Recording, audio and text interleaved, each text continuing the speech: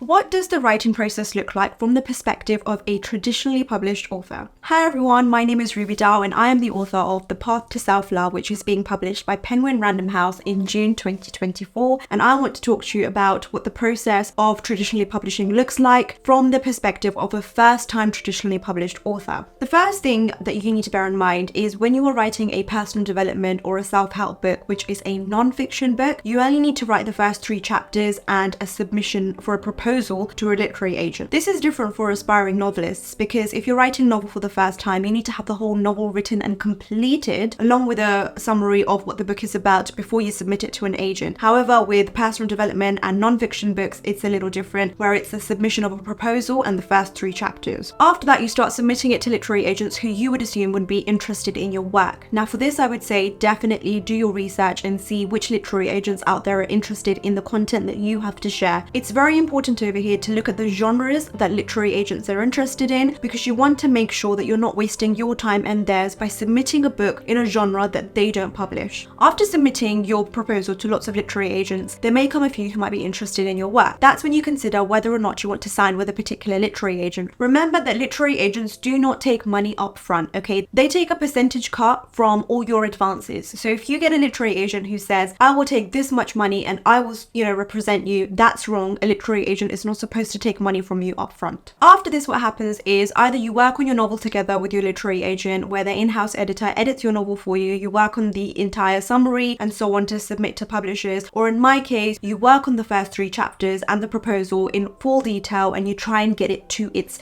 tweak it to its perfection before you start submitting to publishers. And then the submission process begins. At this point, you submit to lots of different publishers that your literary agent sends your book proposal to, and you wait eagerly with anticipation to see which publisher is interested in wanting to sign you. In my case, in the UK, I got a response from a few publishing houses. The good thing about this is when 1 or more publishers are interested in you, so say 2 or 3 publishers are interested in signing you, your book goes up for a bid essentially. Then publishers come back with their first and second proposals for you in terms of their advance and their packages. So it goes through a few stages. The first stage is when publishers come and they offer you a certain sum as an advance. The second stage is when they bid for your book in the second stage. And if after the second stage there are still 2 or more publishers who are interested in you, then it goes through a third level, and that's when publishers put in their final amounts that they're happy to buy your book for, and then you pick from the 3 essentially. After that, you have signed with a traditional publisher